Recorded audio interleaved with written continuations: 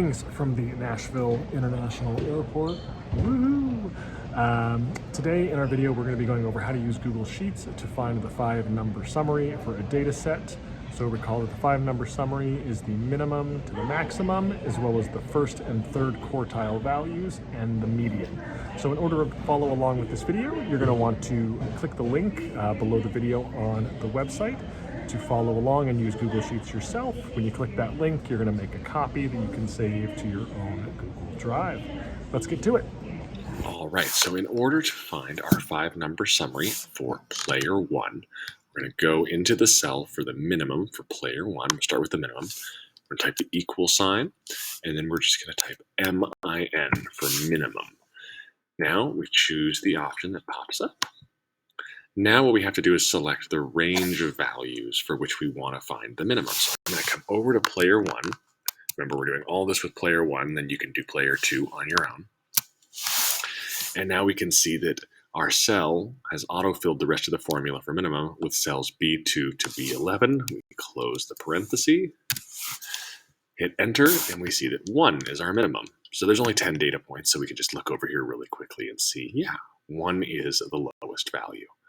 Now for our quartiles, we're going to type the equal sign again, and we're going to type quartile. We can't choose just the first or third quartile, so we're going to choose quartile. Now it's going to ask for our data range again, so that's B2 through B11, which you can type in as you want, comma, and now it's telling us, oh, we also need the quartile number that we want. So we want the first quartile. We type in 1, obviously we use a 3 for third quartile, and enter, and 2 would be our value. Now again, if we want to double check that, we just look over and think, okay, the first quartile is going to be the median of the lower half of our data. So in this data set, which is 10 data points, it would be the 2.5th value. So let's say we have 1, 1, 2, 2. So the first quartile is between 2 and 2, which makes this 2.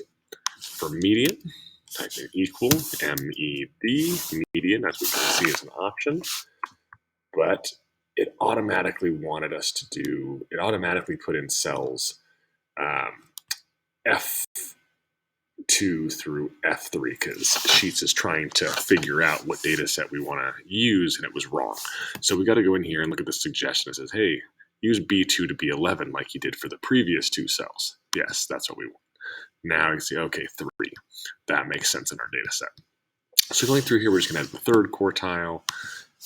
Do this quickly. Quartile for select our data,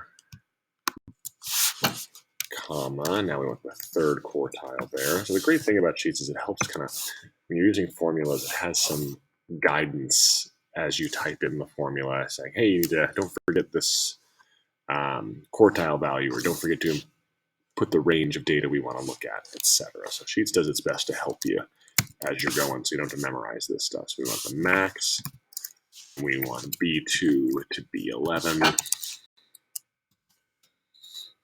enter. There we go. We can see 11 is our biggest value over there. Now IQR. That was how we find our 5-number summary in Google Sheets.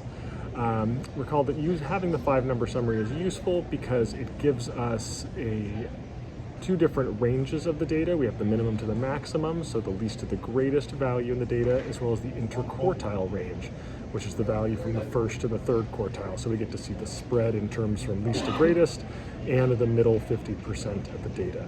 We also get a measure of the middle, which is the median. In future videos, we'll go over how to find the mean and the standard deviation, which are other measures of central tendency and dispersion. I hope you found this video useful. May the force be